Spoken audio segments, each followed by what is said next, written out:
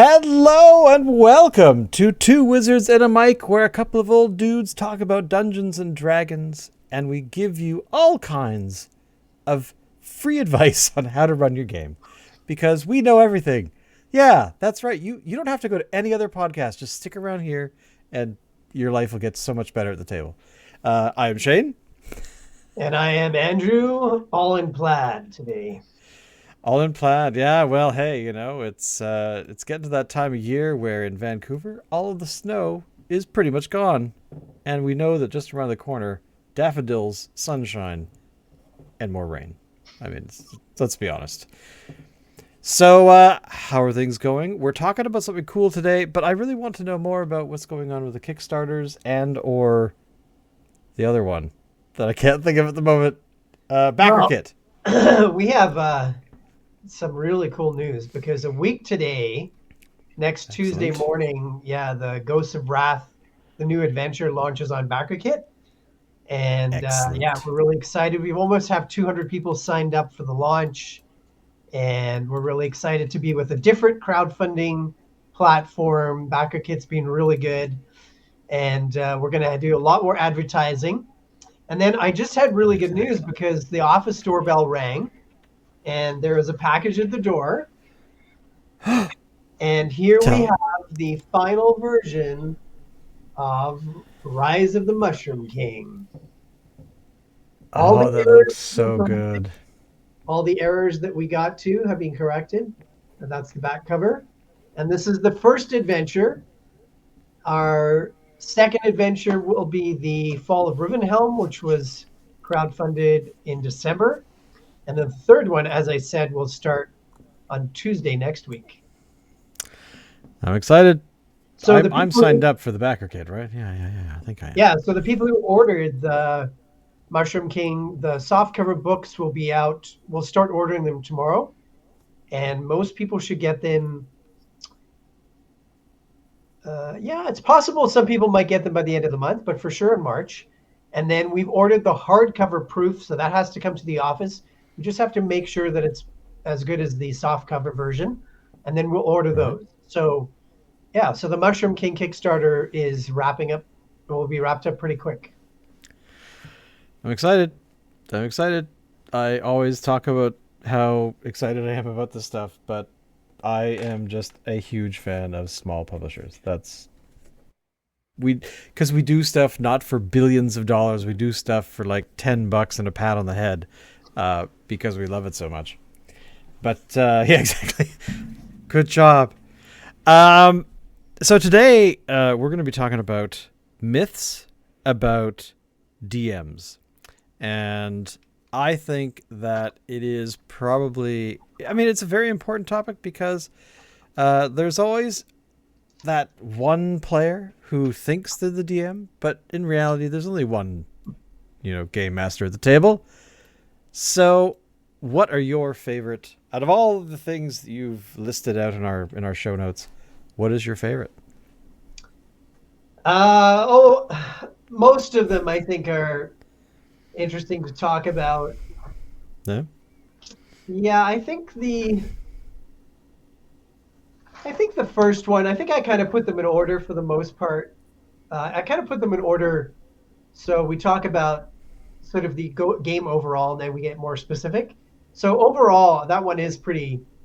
It's a pretty big one. This myth that the DM is just another player. Well, Yeah. in terms of there being people playing a game at the table, sure, that's true. And part of this is just semantics. It's just words. But Yeah. the idea that the DM is a player, like the players in the game, is just not true. That's why they're called the DM. Otherwise, they'd be called a player. And they'd have a player character, and they wouldn't have a non player character. So they're not a player. They have a different role, different name, and there's a very specific function, obviously, for the DM. Maybe it's not as obvious these days, but they are the lead as far as the storytelling goes. They are the referee, which you have to have one. I mean, I played Ultimate, and the game that has no referee, it doesn't work at Yeah. all. the time. It really would help to have a referee. And most games, it helps to have some kind of referee and boundaries, basically. Well, exactly, because I mean, I've been in many groups over the years and many other organizations that are very much trying to be a collective. And I find when I'm involved with groups like that, that the collective part tends to not work very well if you have the not the right mix of people. So at at a tabletop game table, I mean, you are well, I mean, I'll say it again, like earlier. The first time I'd ever heard the phrase is when I started playing at your table, which was like, "There's only one DM here," that kind of thing. It wasn't quite said like that, but that at the end of the day, there are definitely roles that people should be playing, and you are not going to. I don't know. You don't fight with the DM. You don't fight about the rules. It's just like, you know what? Because a good DM will say, "Hey, you know what? I have no idea. Let's take 5 minutes and look it up." And you've done that several times. It's like, I don't remember. Let's look it up. Look at that thing, and then right away it's like, okay, yeah, actually no, the way it's read in the book, that's the way it is. And then you decide. You don't arbitrarily just kind of say, you know what, I'm making up a rule right now, and you smell, and therefore I rule, and that kind of thing. So it's yeah, the established roles of players versus DMs. It's very important. Yeah, I think it's pretty clear. Another one these days is that a myth is that the DM should share the storytelling. Now, on one level, that's true because you're actually playing together and creating this story. It's not just one-sided. However, the idea of the DM sharing the world building, Yeah, that part of it is not really that's not D&D. Um, the DM is the lead storyteller. They set the scene, and then the players decide what they're going to do. And it really is for the players. It's not for the DM in that way, the game itself. The DM is facilitating the game, right? But exactly. if you're a player and you're taking part in the storytelling, which I've heard at some tables, I don't think this is very common, but there are tables like it. That means that you now know you know more about the world, you know more about the NPCs, about the motivations, about the monsters potentially. And to me, that takes away something from the story. And it's not how D&D was designed because it's supposed to be something new that the players are encountering. It's not supposed to be like, oh, we've built this city together. We built this Yeah. city um, On D&D. with rock and roll. But that's not really D&D. That's a whole other kind of game. Well, exactly, because you have when I mean the one thing that I always find hilarious is when uh, the DM will say, "Okay, you're encountering this scene. These are the creatures you see," and you see players that go, "Oh, I know what creature that is," Yeah, because they've read the monster manual yeah, or they know that yeah, adventure, and I think that's kind of fun because I don't know all the creatures, and when people do, or even if I do, uh, you instantly you start to formulate plans of how to defeat this thing, but that kind of takes away from it. I think for a lot of people, for me especially, um, because the thing is, you could make those assumptions, and the DM could turn around and be like, "Oh yeah, yeah. So this thing doesn't breathe fire, and it doesn't have this thing. It's actually got this weird other, it's carrying a sword." You're like, "Wait a minute, this creature never carries a sword. What are you talking about?" Yeah, well, this one does. Those kinds of things. So you have that sort of, you know, storytelling assumption that players can have because they've read the material before or encountered the creature before. But I just think that takes away from that kind of stuff. But yeah. It can. I think there's like you say, when you have experienced players, they're going to know more of the creatures. Um, yeah, I think too much of that can, but On the other hand, if you have experienced players, they're going to run, you will run into that more. I don't think it's too bad because, as I've said before, you can always up the ante. There's always a bigger fish for the DM. Exactly. But to know like the politics and the factions and kind of some of the stuff that's behind the curtain, to me, that's not really D&D. That's No, it's definitely not because you I mean, like I was saying, like you just lose out on some of the fun of it and also yeah. the adventure because you shouldn't know your character doesn't know what you know, so therefore you should share in the storytelling, but don't try and take over from the DM. Hmm. Well, even in the world of Mir, like there's a certain amount that's presented in the campaign book, but there's Right. more. There's actually even more behind the scenes. So, I mean, to write that kind of book, it would have had to be like 1,000 pages or something. So that's not going to Yeah. happen.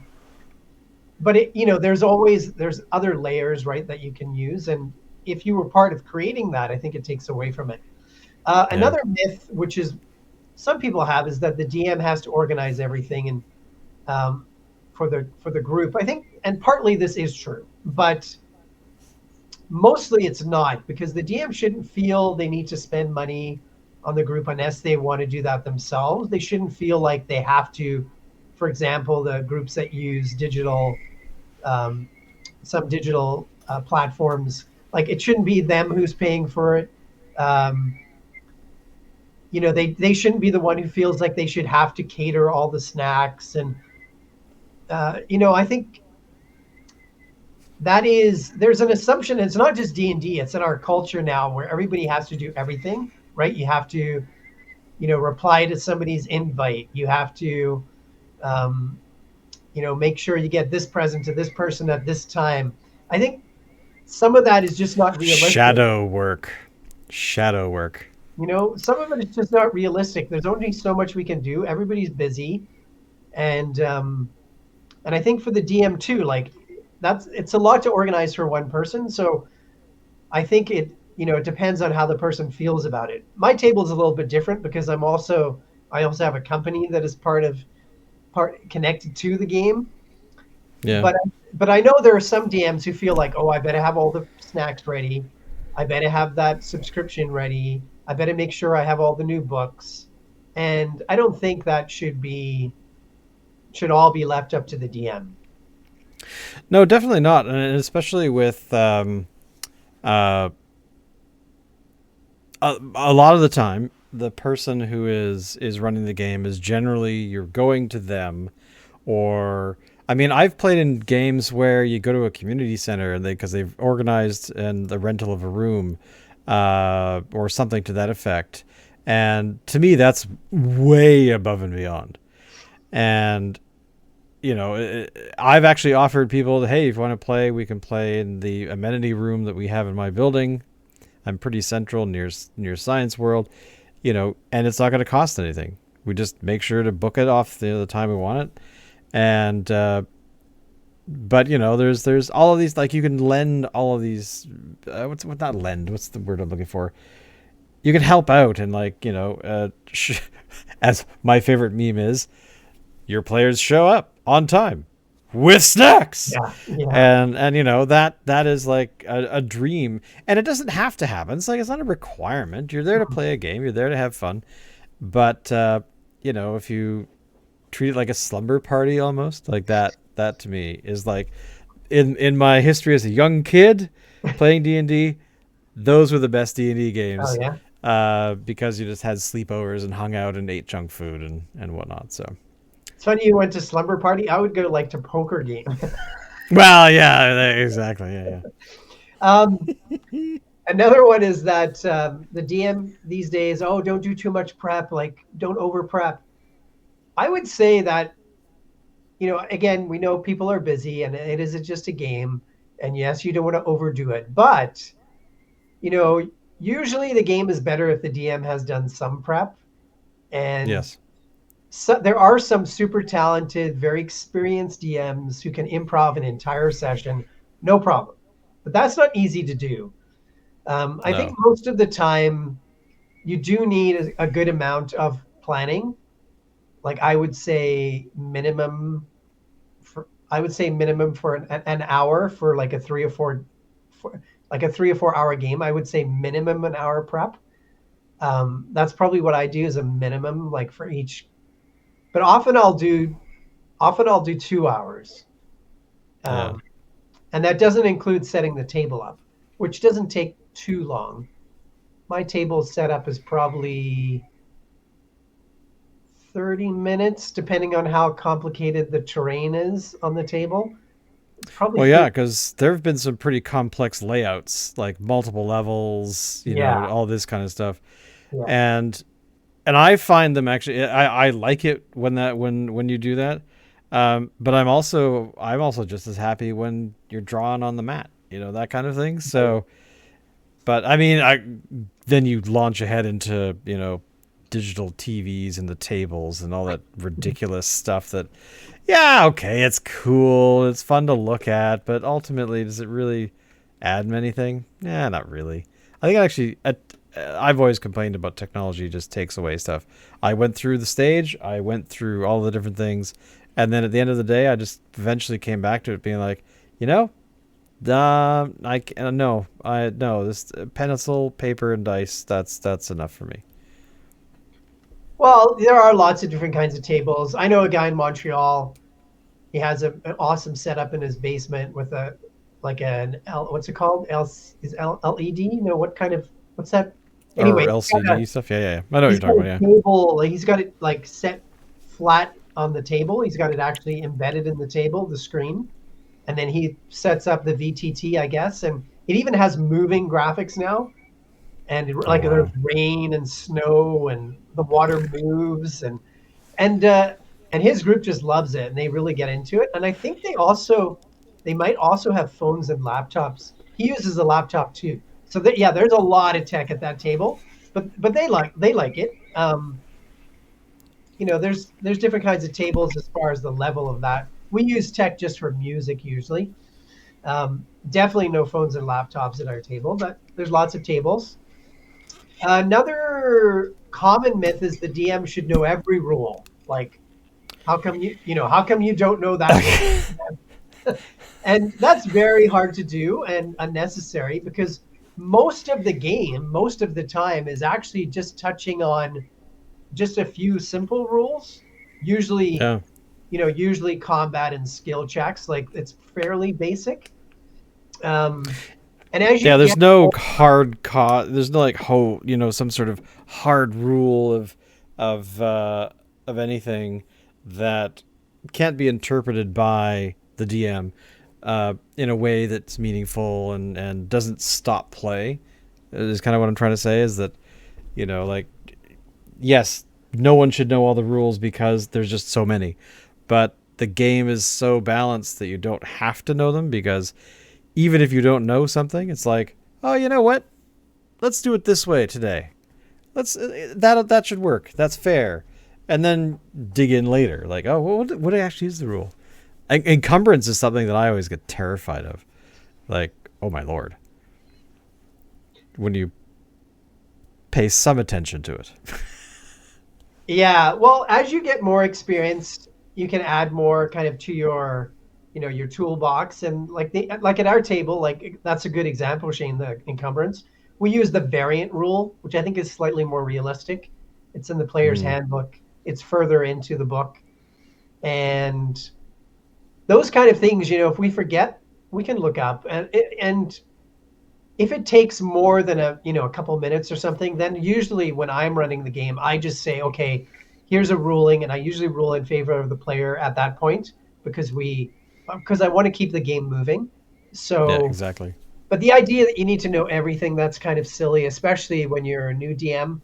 It's okay to look things up, and like I said, most of the game is not gonna you're not gonna be going into the minute details most of the time, right? Like, I remember recently we had to look up what happens. Yeah, what happens? How do you get an auto kill? Like when you're dying and then you take more hit points than you have left. So we had to look that up to make Yeah. sure, because there's some things again you also forget if you haven't used a rule for a long time. Um, Like another one I know people look up all the time is what happens if you're maintaining concentration on a spell and then you take damage. Yeah. Usually people have to look that up, and usually people have to look up the encumbrance rule. So there's a few you kind of go back to, and that's fine. Like that's just part of the game. Nobody can know everything in all these books. Exactly. Um, Another common one these days is the DM should use the rule of cool, which basically is saying okay to players if they have some cool idea. And I think it's a popular idea, but in practice, it works only if it makes sense because otherwise things can get out of hand pretty quickly. And Yeah. this comes to the next myth about guidelines, but if you don't use most of the rules, you're not playing the main, you're not playing the game. You're playing a homebrew version of the game, right? Yeah. So, Exactly. um, yeah, I think saying yes to a player trying something cool, I do to me if it makes sense in the game. If it doesn't make sense, then I'm still going to say you can try. And you have said that several times at the table over the years. Like there's been times of yes, you could try. Actually, that should go on a T-shirt. You could try, and that way you're notifying the player that your idea, yeah, it's not totally out crazy, weirdness, Right, but it is potentially, maybe not quite fitting in with how, the situation is at, in this particular encounter or whatever. right. Uh, so roll it and give it a try. Give it a Yeah. try. You could try. The one that I think about right away is when you were in Phaland for a while, one of the players had a giant fox mount they were riding around. And at Right. one point they decided they wanted to jump over a river to chase someone.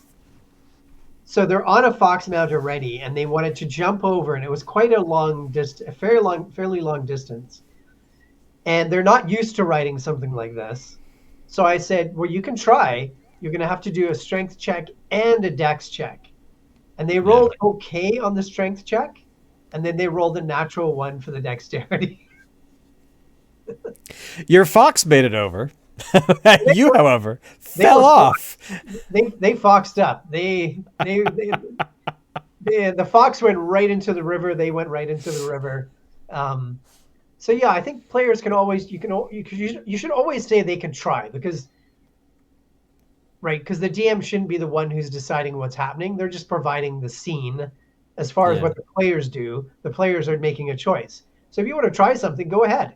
But if it's not possible or it doesn't make sense, then I'm gonna say no.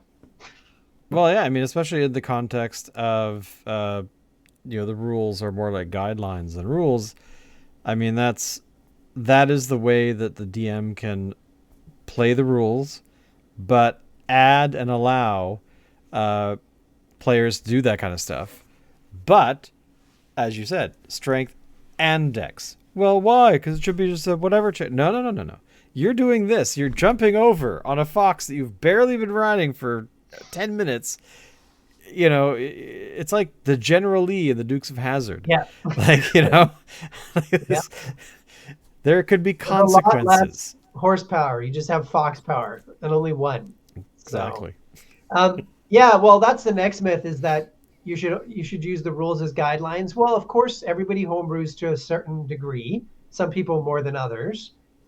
But I think the more that you move away from most of the rules being your core part of the game, again, you're potentially breaking the game, and the players won't know what the boundaries are anymore because you've just the further away you go from rules as written raw.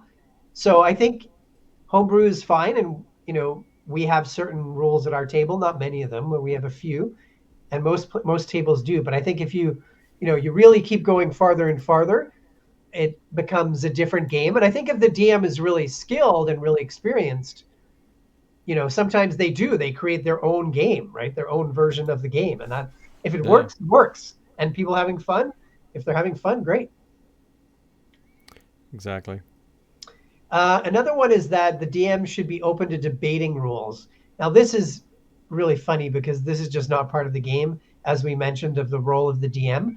I mean, to say something quickly, to check with something, like maybe the DM's made a mistake with something, that's different. Um, but to be, to say, oh, I really think that's wrong, and I think to check something again, check something quickly, fine. But if it's happening a lot or it takes up a lot of time, you're getting in the way of the game. And Yeah. the way the game works is that the DM is the referee and they're making the ruling. And even if it's wrong, that's that's how it works. And maybe the DM will change it if they find out it's wrong afterwards. I mean, I do that. I'll do that if I find out, I've done something wrong. I will change it. And some rulings that I don't know, I'll make the ruling and then I'll check after. And Yeah, and you always tell players, like you've always told us that when there is, if there's a question of what the rule might be, or if the question is how it's being interpreted, yeah, you're like, you know what, I'm gonna look, and some players have done the same thing. Like, you know what, I think that I messed that up, but you know what, I'll look at it later. It's not important right now. Sure, I might have missed a hit for by one point, but right, on the dice, but is it going to change anything really? Nah, probably not. yeah, I Unless think it's most, unless it's a death save, but yeah, yeah, at our table anyway, we just, everybody kind of gets the picture that we're moving the game along, and that's the point. The story is yeah, the point, exactly. not all those little tiny details. Another one is that DM should oppose the players. Uh, the sort of DM versus the party idea. Um, that's nothing. There's nothing in the rules or the culture of D&D that says that's what the game is. Nor Right. is there something that says that you should help the characters along and make sure they don't get hurt. And it's actually in between there where you want to have a challenging environment, and it's actually okay to cheer for the characters, and that's what I do. Um, but I want to make sure that it's a really challenging environment. And if there's a TPK, if the dice say that, because basically, ultimately, it's basically the dice usually who's making the final decision. So if someone dies or the whole party's wiped out, that's too bad, and I'd be disappointed even as the DM. But that's what happens when you have a challenging game, and that's one of the reasons it's fun. And that's actually a really good point. Bringing up the dice is that is so true. Like, we've had situations where we want to do something as players. There's a plan been made or whatever, and you didn't sit there going, "All right, now you know what? I don't know, man. I think I'm gonna throw an extra dragon at you." No, no. It was like the dice just rolled it away, and you're like, "Ah, damn it." And yeah, I mean, I'll never forget the dual ones, Oh and yeah, that what I mean. You, myself, other people at the table were just like, "Oh my god, what just happened?" yeah. But yeah, Sometimes the dice do that. Sometimes you just roll really bad as a player or DM. Sometimes you roll really, really well, and it's just part of the game. Um, exactly. Another one these days is that people sometimes expect the DM should be describing everything in the game and every scene and using 14 adjectives and being in many ways um, like some of the DMs on in streaming games or some popular games where it's just totally unrealistic in a normal game, that in a regular game that a DM needs to do that. But a lot of it too is it's really like a DM with a huge ego because the players are at the table. They have imaginations too, and they're imagining most of this game in their head as well, just like you are. So you don't need to describe every single little detail. You know, you don't have to, go on and on and on with the descriptions, and you don't have to be the one who's talking all the time. Listening is important. Yeah. Well, definitely because I would just popped into my head about looking at all of those uh, modules that I have on the shelf from back in the 80s, and there was the the little paragraph at the very top, which was indicated, "You're the DM. This is the text you can read to describe this room or this castle or whatever it is." And I loved that because they weren't very long. They weren't like 17 pages. They were just like two, three, four sentences at the most. And it's Yeah. like, oh, okay. And you're right. I mean, the players can go, "Oh God, that sounds really terrifying," but their brain is automatically going to fill in the gaps of what are we looking at, and it's actually probably more terrifying that way. Give them just enough. That's exactly right. Sometimes less is more, many times. Yeah. Because I remember when I first got back to DMing, wasn't far into that first story. The party was in a dungeon. And I said, suddenly you hear something hit the floor and something slithering through the darkness towards you. And one of the people almost fell out of her chair. And then even just not our last session, but the session before that, I described a wizard. Well, it was obviously a spellcaster of some kind. He had like a Right. familiar, and he was wearing robes, and it was a very brief description. But right away, one of the players at our table was like, "Oh man, we don't want to mess with this guy." And then another player said, "Yeah, we better be really careful. Like we're only, I think at that time you were second or third level, Right. maybe third level, and you decided like not to have anything to do with this guy, and there was not much description, but there was just enough to make to make everybody be really We careful. had an informed decision. Yeah, exactly. Yeah, and another one That's around exactly right. sort of on the same in the same bend is the DM should do all the voices of all the NPCs and monsters, and really they should be somewhat of an actor at the table, an improv actor. Now, and I say it's a myth because it's not necessary at all. Again, because the players are at the table and they have their own imaginations. You don't Yeah. need to do it's the same as reading stories as a storyteller. Some people go overboard with, accents and the voice and act it out and everything. And that's fine.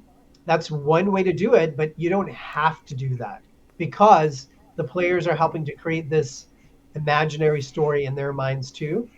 So you don't have to do the voices of everything. If you want to pick and choose which voices you want to do, that's fine too. It works as well. It's all it's all much more it's all more it's it, there's more going on there at a table or when you're storytelling than what you believe than what is obvious because Yeah. you're dealing with these archetypes and these prototypes that we have in our consciousness and these concepts that we already have a lot of stories about and ideas about. And so the DM is kind of tapping into that and you don't need to do all the work. A lot of the work will happen naturally. Well, I mean, I think that there's definitely been with the resurgence of D&D, or that's kind of how I think about it over the last say 5 6 years, maybe a little bit longer.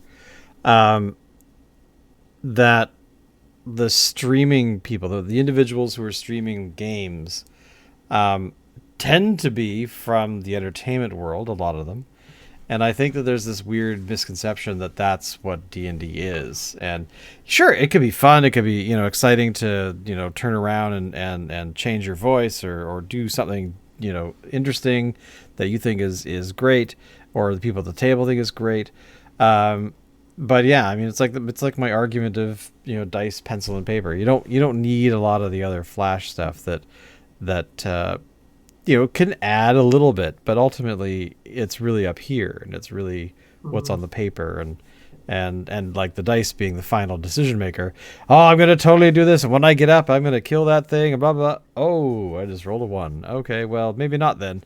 I mean, it's gonna happen. So yeah, I kind of think that it's fine, and especially with like it's even actually better when somebody is doing a voice that either changes or stays the same for every character, or it's kind of well, you're gonna I run into the Salty Jim. All right, Salty Jim sounds like this. Oh, you ran into who? Oh, his name's Barry. The bear. Well, he sounds the same. Yeah, whatever. Who cares? It's fun. Yeah, it doesn't matter as much as people think it does. The other thing too, if you're going to play regularly or you're going to have a long game, it's not sustainable for most people. That is so No. over the top, and I do it sometimes. But if you are, unless you have an unbelievable engine, that is going to burn you out so fast. Oh And yeah. I mean, so, people don't appreciate that at all. Like it really takes a lot of mental oomph. well, DMing And period is takes a lot of energy. yeah, So to do exactly. the acting on top of it, to do it sustainably, like for a few hours, or to do this like every week or every few weeks or whatever, it's just not sustainable for most people. There are people Yeah. who are, they're just incredibly outgoing and, like you said, they're maybe from the entertainment world. But the games that I like actually, they're not usually games like that. I like it when the DM's a really good listener, personally. Yeah. No, I agree. Because I mean, it comes back to the idea that we're telling a collective story. There's an adventure going on, and the DM has laid out the scene. The players choose what they're gonna do, for better or for worse. Against their own ability to survive in the game.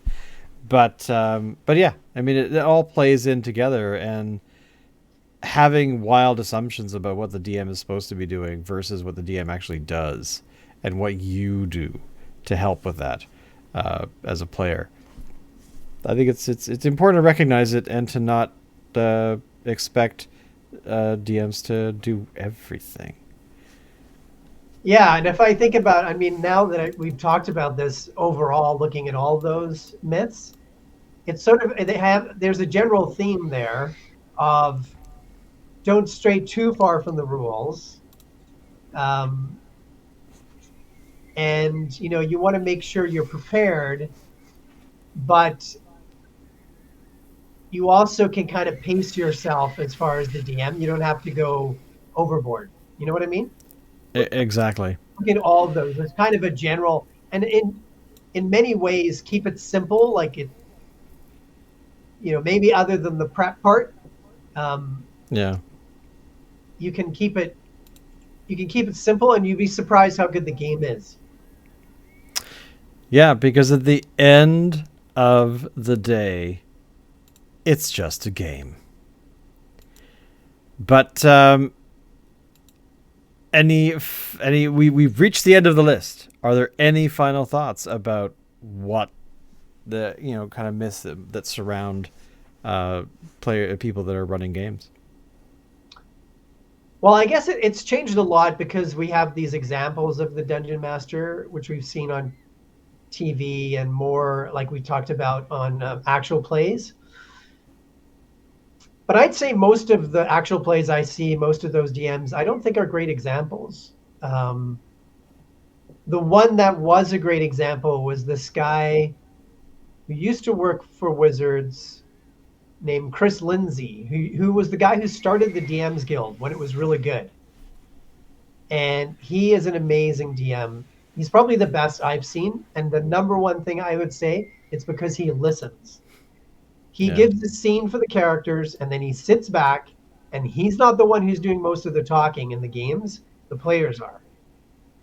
So, yeah, I'd say that we don't have a lot of great examples of a good DM. There's lots of examples now of what a DM could be or could look like, but I don't think many of them, they're kind of unrealistic, or it's all about the DM, where it should be all about the player. Well, exactly, because the one thing that I was thinking about earlier was the the assumption of the DM having to do everything or to organize everything, where players that we've all encountered don't ask any questions.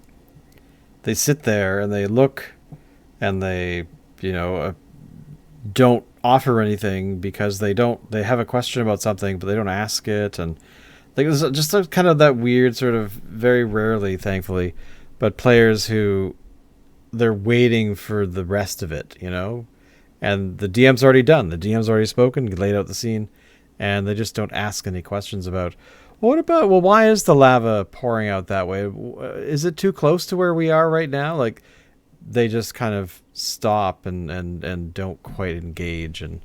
And because I think, at least from my perspective, that they're expecting the DM to actually provide them with something else. So I Exactly. don't know. I've seen that a few times, and that always bugs me at the table, because it's like, why are you, why what, A what hundred he's percent. already told us what we're doing.